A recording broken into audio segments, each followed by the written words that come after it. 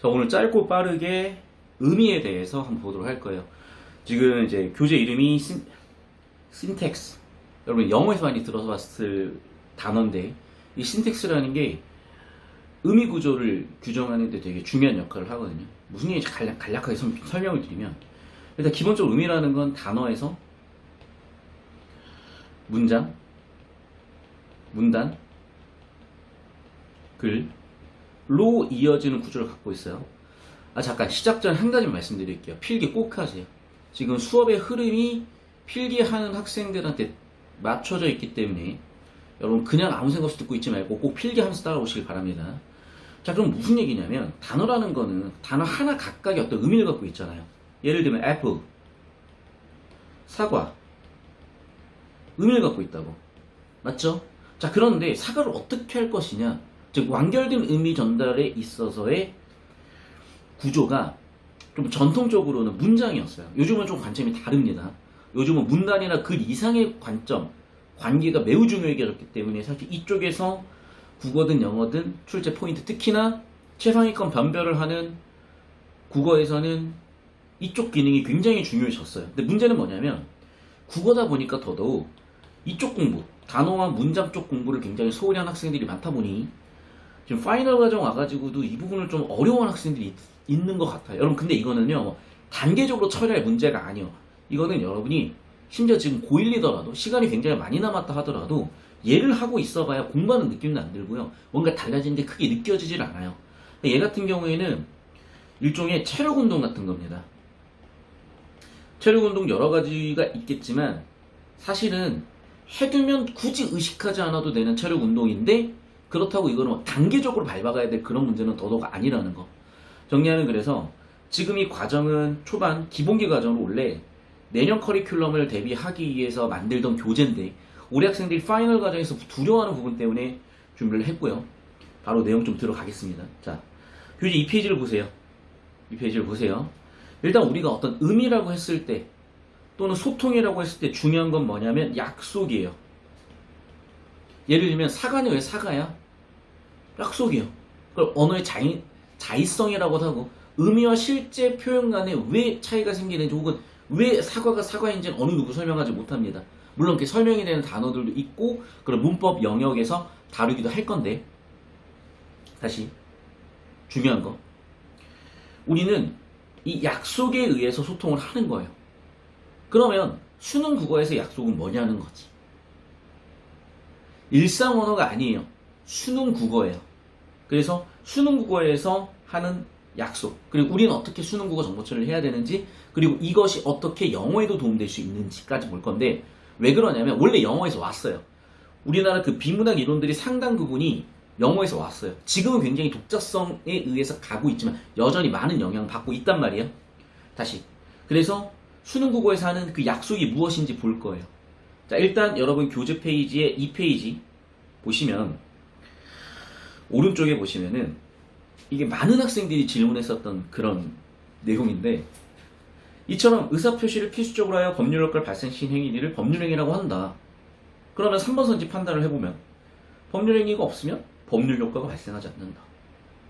이게 무슨 얘기지? 자, 잠깐 한 20초 정도 줄 테니까 판단해보세요. 그리고 영상으로 보는 친구들은 잠깐 쉼표, 퍼즈 눌러놓고 판단하고 다시 재생 버튼 눌러볼까요? 자, 보시면 알겠지만 뭔가 그럴 것 같은데 100% 확신이 없는 이유는, 기본적으로 여러분 정보라는 건요, 단순히 내용만 있는 게 아니라 그 내용을 담고 있는 틀, 즉 구조로 이루어져 있어요. 문제는 뭐냐면 우리는 내용 공부는 해요. 근데 사실 내용 공부도 잘 제대로 안 해요. 더 큰 문제는 국어에서 구조 공부를 제대로 하는 경우가 별로 없어요. 요즘에 좀 젊은 선생님들이 이걸 좀 건드려 주시다 보니까 요즘 좀 젊은 선생님들하고 공부하는 학생은 이걸 좀 그래도 잡을 줄 아는데, 느낌적으로 잡아가는데, 그게 아니라 전통적으로 우리가 국어 공부하면 뭐 어떻게 했어요? 그냥 문단 정도 나누는 수준이야. 또는 문단별로 읽고 옆에다가 요약 정리하는 수준? 비문학에서는 뭐 문학은 두말할 필요도 없죠. 그냥 개념들 옆에다 받아 적고 뜻 받아 적고 이해 안 되는 해석 같은 건 암기하고 이런 식으로 공부를 했었단 말이에요. 다시 한번 말씀드리지만 그건 굉장히 구시대적인 국어예요. 제가 이런 얘기를 하면 이런 얘기를 처음 듣는 사람들이 많아요. 처음 듣는다는 얘기하시는 학원 관계자분들, 어머님들 많아요. 당연하죠. 뭐 아세요? 모르잖아요. 그러니까 만점자가 65명이고 151명, 148명이요. 대치동 200명 마감반에 만점자가 다 들어와 있다고 해도 0.94명밖에 안 돼요. 물론 그래도 서울대는 가고 의대를 갑니다만 서울대 갈 확률 0.2%밖에 안 됩니다. 제발 그 상식적으로 말이 안 되는 얘기 자꾸 하고 다니지 마시고 정확하게 수능에 대해서 이해하고 알고 얘기를 해봤으면 좋겠습니다. 자, 다시 정모라는 건 내용과 구조로 이루어져 있는데 이걸 정확하게 처리하는 방법들을 우리는 제대로 습득을 못했어요. 왜냐하면 이런 부분들이 최근 10년새 굉장히 연구됐고 그 연구된 것들이 바로바로 교과서나 수능 문제에 녹아들긴 했는데 그 원료를 제대로 좀 접근할 만한 통로들이 별로 없었어요. 그러다 보니까 그냥 느낌적으로만 또는 옛날에 해왔던 대로만 공부를 해왔던 거죠. 자, 다시 돌아와서 자, 결론부터 얘기하면 얘는 틀린 선지예요. 그런데 해설 들으면 맞는 선지 아니야? 라고 답변할 수밖에 없어요. 잘 봅시다. 기본적으로 의미는요, 문장 단위에서 완결이 됩니다. 그래서 쓸게요. 문장이라는 것은 완결된 의미 전달 체계예요. 그 완결된 의미 전달 체계를 그것에 관련된 학문을 통사론이라고 하고요. 영단어로는 신텍스라고 해요. 그럼 신텍스에 의해서 얘를 완결된 의미 구조로 보면요. 자, 이처럼 의사 표시를, 목적어를 필수적 요소로 하는 주어가 빠졌죠? 뭔가 주어겠죠? 뒤쪽에 있든지 하겠죠? 법률 효과를 하여 하나의 절이 끝났어요. 자, 여러분 서술어가 하나의 절이에요. 여러분 서술어 하나만 있어도 절입니다. 법률 효과를 발생시키는 그런 행위들이 있죠. 그 행위들을 뭐라 그런다? 법률 행위라고 한다. 법률 행위는 이런 행위들이다. 됐죠? 그럼 봐봐. 여러분 법률 행위가요 이런 행위고요. 그런 행위는 뭐냐면 법률 효과를 발생시키는 행위예요. 잠깐만. 그럼 주어가 구조상은 아니지만 의미적으로는 법률 행위가 주어네. 그쵸? 행위가 주어네. 행위들은 뭐예요? 법률 효과를 발생시킨다고. 다시 법률 행위는 법률 효과를 발생시킨다. 그러면 법률 행위는 법률 효과를 발생시키니까 법률 행위가 없으면 법률 효과도 없겠네요. 이렇게 해서 많은 학생들이 선생님 3번 선지가 맞는 선지예요 라고 얘기를 한단 말이에요. 굉장히 타당해 보이죠. 실제로 타당하죠. 그렇잖아. 지문에 뭐라고 나왔어요? 법률 행위는 법률 효과를 발생시킨다. 법률 행위는 법률 효과를 발생시킨다. 주어는 목적어를 동사한다. 의미 명확해지죠? 자, 잘 봐. 첫 번째, 우리가 지금 한 건 뭐냐면 신텍스 구조 분석한 거야. 문장 구조 분석한 거야. 문장 의미 분석한 거야. 그래서 주어는 목적어를 동사하다라는 의미 구조를 분석해 보니 의미가 굉장히 명확해졌죠. 의미가 굉장히 명확하게 법률 행위는 법률 효과를 발생시킨다. 그대로 적용을 해봤어요. 법률 행위는 법률 효과를 발생시킨다. 법률 행위가 없다면 법률 효과도 없겠죠. 그러면 선생님 그래서 저는 정답 3번 같아요 라고 학생들이 주장하고 굉장히 타당해 보인다니까요. 맞죠? 결론부터 얘기하면 3번 선지는 틀린 선지예요. 왜일까요? 그게 바로 약속입니다. 자, 무슨 얘기냐면 여러분 수능 국어가 언제부터 문장과 선지 간의 내용 일치 문제였나요? 혹은 문장과 선지 간의 논리 문제였나요? 이랬던 적이 없어요, 여러분. 그런데 뭐냐면 비전공자들, 자 여기서 비전공자를 하면 잘 들으세요. 1994학년도에 수능이 들어와서 2003학년도 정도까지, 2004학년 정도까지는 상당 부분 철학과의 베이스였어요. 수능 국어뿐만이 아니라 전 과목이 철학과 베이스였어요. 그래서 수학 문제인데 이게 수학이 싶은 문제들이 있어요. 왜냐면 약간 철학적이었어. 무슨 얘기인지 알겠죠? 그런데 2004학년도 이후부터 완전히 바뀌어요.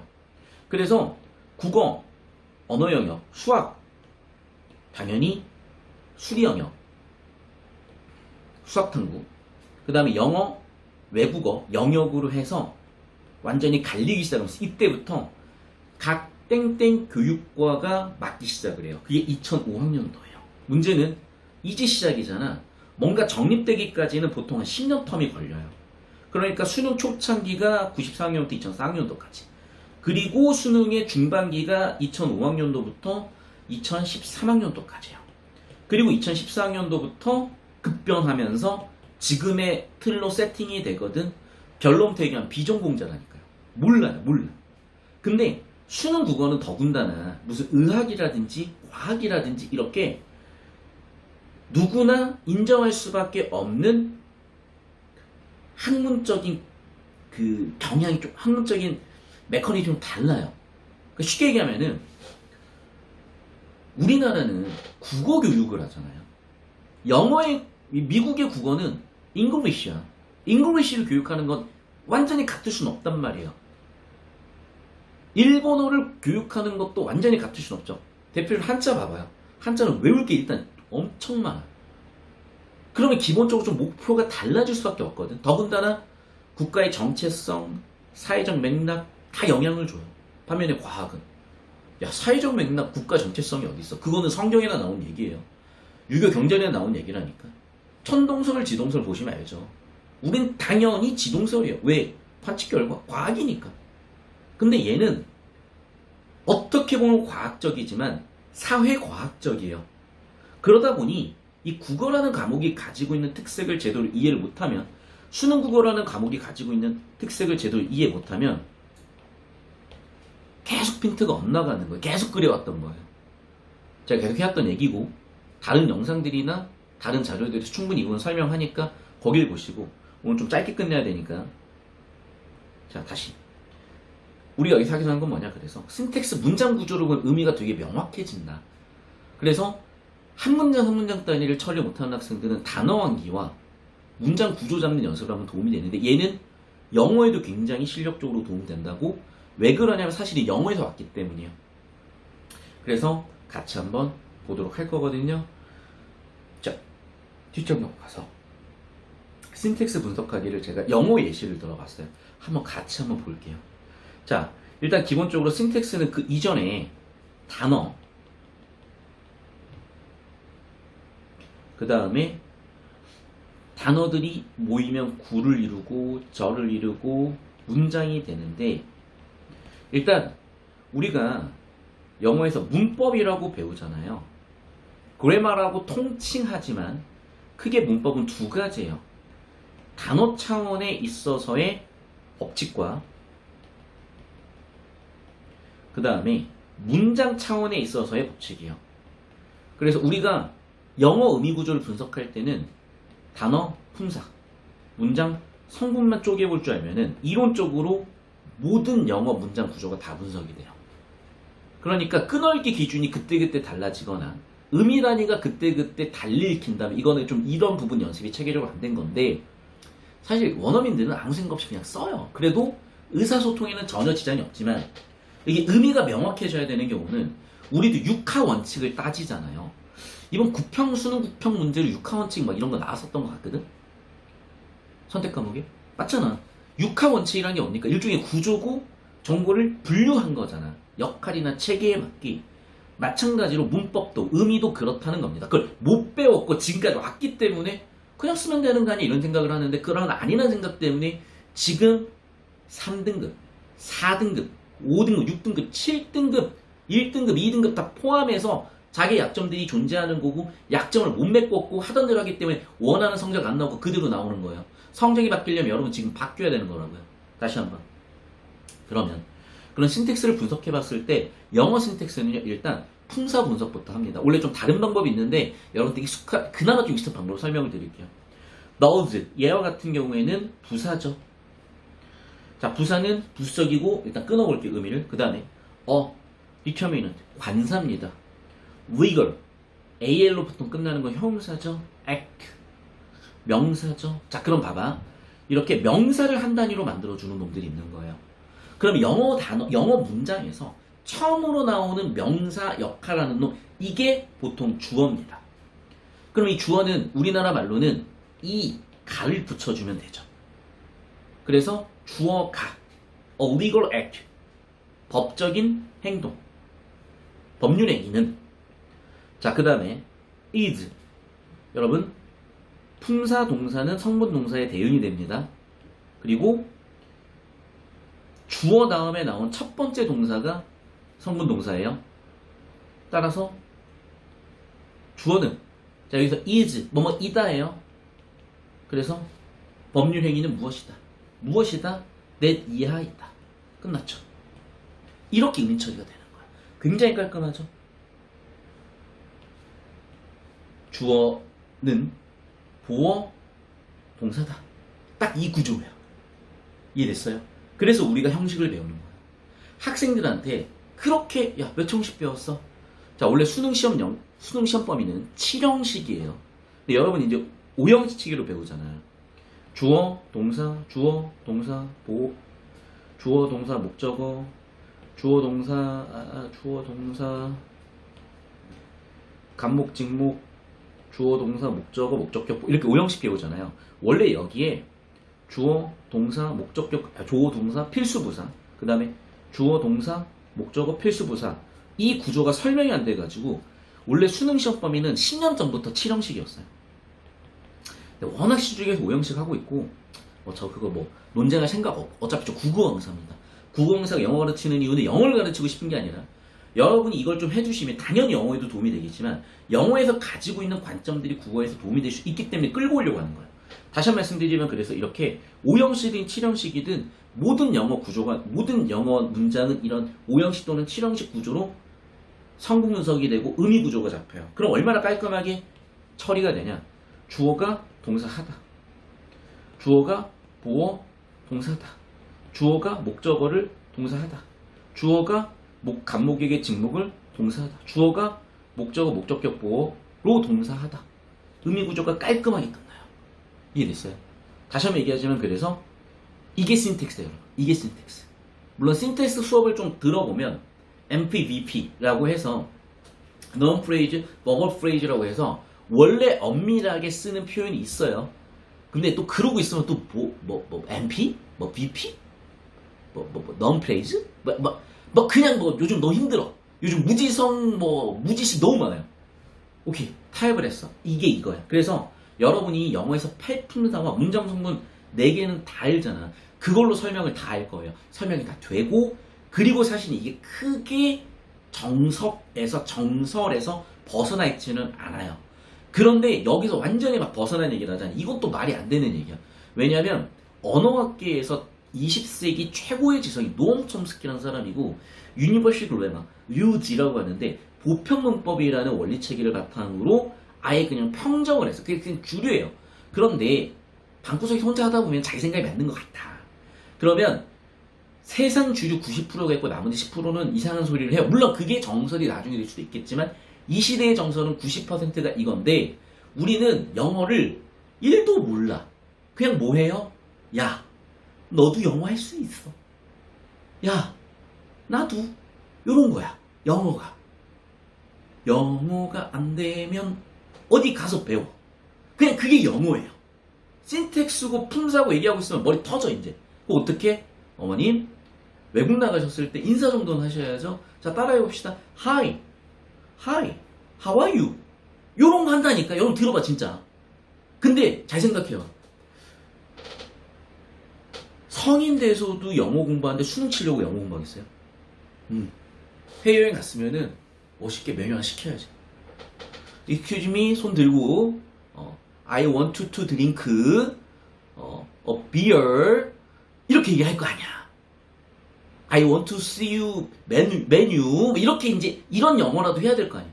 이제 그 시장이 훨씬 큰 거야. 그러다 보니까 대중적인 영어와 학문적인 영어, 대중적인 국어 언어와 학문적인 영어 국어가 좀 많이 다른 거예요. 당연히 수능은 대중적일 수가 없죠. 근데 섞여 있어. 왜? 전 국민이 다치다 보니까. 그 차이를 아셔야 된다고. 자 그러면 고3 수준에서 가장 깔끔하게 정리하고 있는 거예요. 자 그래서 그 내용을 제가 설명한 게 이제 4페이지 교재에 나와 있는 내용들이니까 출력해서 꼭 정독해 보시고 자 제가 정리해 드릴 거는 그래서 6페이지 내용이에요. 여러분 꼭 팔품사는 분류하셔야 돼요. 자, 국어는 구품사인데 그것도 차이를 좀 설명드릴게요. 일단은 noun, 명사라고 하죠. 다들 알다시피 사람 사물의 이름 같은 거야. 근데 이름을 다 기억하고 있는데 가끔씩 까먹어. 야, 저게 그 뭐지? 저거 그거 알잖아. 명사 대신 쓰는 대명사가 있었겠죠. 자, 그럼 봅시다. 야, 저기 그 매머드가 뛰어와. 빨리 피해. 매머드가 뛰어와. 동작을 표현할 필요가 있었던 거죠. 그래서 verb, 동사가 있었던 거예요. 그런데 봐봐. 새끼 매머드면 잡아먹으면 되잖아. 원시 시대 때 이제 언어가 발달했던 거 얘기하고 있는 거야. 근데 큰 매머드면 피해야 될 거 아니야. 어떤 매머드인지가 중요했겠죠. 명사를 수식 형용해줘야 되는 거야. 그래서 형용사. 그런데 천천히 띄워오는지 빨리 띄워오는지 중요하잖아. 동사에 붙어서 동사를 수식할 필요도 있었던 거예요. 그래서 동사에 붙어야 된다 그래서 adverb, 부사가 생겨난 거죠. 근데 동양은 물질 문명인데 서양은 거꾸로. 동양은 정신 문명인데 서양은 물질 문명이었던 거야. 매머드가 한 마리인지 100마리인지 존나 중요해요. 그럼 뭐가 붙는 거냐? 명사, 숫자나 정해진 것들을 규정할 필요가 있는 거예요. 그래서 관사 같은 애들도 많이 필요했던 거고, 또는 명사 앞에 어떤 붙어가지고 다른 낱말과의 관계를 밝혀주는 그런 말도 프리였던 거예요. 그래서 명사 앞에 붙는다. 프리가 뭐 앞이라는 말이잖아. 포지션 알죠? 위치한다. 포지션. 그래서 프리포지션, 얘는 전치사. 됐죠? 그리고 감탄 표출을 아예 따로 뗀 거야. 그래서 감탄사. 그 다음에 나랑 너랑 가자. 두 단어를 연결해줘야 되잖아. 접속해줄 필요가 있으니까 접속사도 필요했던 거야. 그럼 벌써 하나, 둘, 셋, 넷, 다섯, 여섯, 일곱, 여덟 이렇게 팔품사입니다. 이렇게 됐죠? 여기에 제가 추가로 관사를 써준 건 뭐냐면 이렇게 명사 앞에 붙는 놈들을 보통 디터미넌트라고 해요. 근데 여기까지 명사 단위로 같이 묶기 때문에 제가 관사를 추가적으로 설명을 드린 거예요. 그리고 구체적으로 명사, 대명사, 동사, 형용사, 부사, 전치사, 접속사, 감탄사가 뭔지를 이제 궁금해 하시는 경우는 문법 수업이 따로 있어요. 그 수업을 통해서 보시면 될 것 같다. 자, 그러면 얘네들이 당연히 문장 성분의 역할도 하잖아요. 문장 성분은 사실은 크게 5성분인데 여러분은 4성분으로 배웠을 거예요. 당연히 주어, 서브젝트, 동사. 우리나라에서는 서술어랑 같은 거예요. 여기서는. 그러니까 잘 들어. 품사 동사는 우리나라에서는 동작 동사예요. 오케이? 그 다음에 상태 동사도 있어요. 우리나라에서는 동작 동사가 동사가 된 거고 상태 동사가 형용사가 된 거예요. 우리나라에서는 영어의 형용사는 관형사라고 해요. 뭐 지금 문법을 아주 자세히 설명하는 거는 뒤쪽에서 할 거고 또는 뒤쪽 강의들에서 드리고 있으니까 뒤쪽 강의 활용하시고 다시 주어, 동사, 그 다음에 목적어, 보어, 그 다음에 필수 부사까지 알고 계시죠?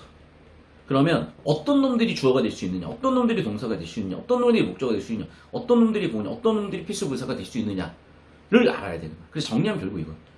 영어 문법 되게 어렵게 생각할 필요 없어요. 여러분이 사실은 영어 문법을 잘못 공부했거나 너무 공부했어요. 사실은 팔품사와 4성분 또는 5성분 가지고 앞쪽에다 얘기했었던 형식만 따져볼 수 있으면 사실은 문법은 끝나요.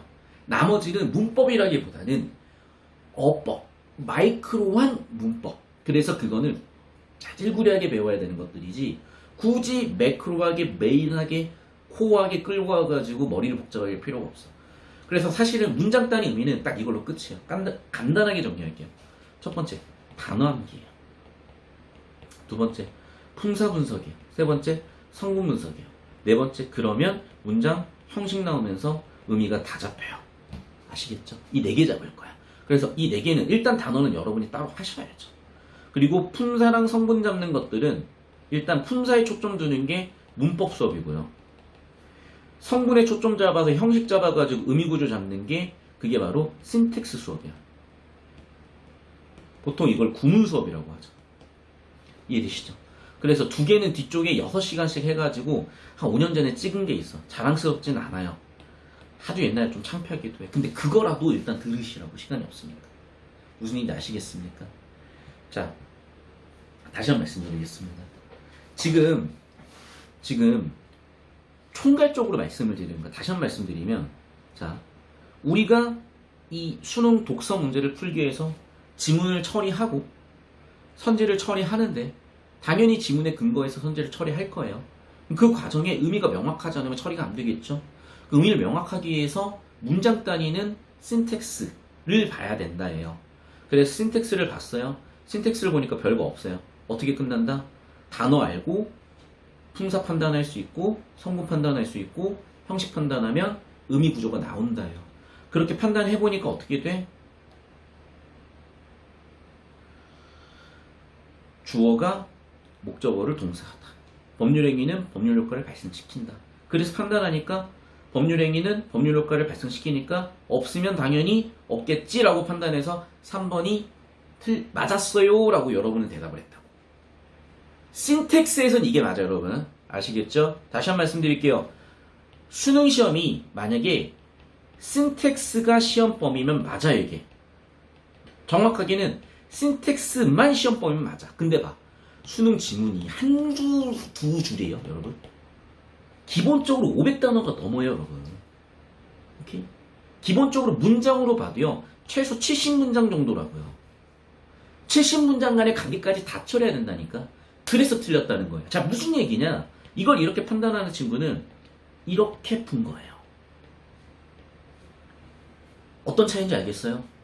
아니, 전체 정보를 줬는데 왜 일부 정보만 가지고 푸냐고요. 왜곡이 돼버리잖아. 무슨 얘기인지 이해가 안 돼요, 여러분? 봐봐. 우리가 코끼리에 대해서 알아볼 거야. 그러면 코끼리 전체를 봐야 되는데 코만 가지고 얇고 뭔가 길쭉한데요? 이래버린 거라니까. 이해됐어요? 물론 그렇게 판단이 되는 선지도 있지. 코끼리 코는 어떻게 생겼나요? 라는 문제라면 그렇겠죠. 근데 수능이 요즘은 더더욱 그런 문제가 없어요. 그냥 있다 다 맞춰. 그거 잘 맞춘다고 여러분이 1, 2, 3등급, 4등급 되는 거 아니에요. 무슨 얘기인지 이해되셨어요? 그거 잘 맞춰봐야 잘 나가야 4등급이야.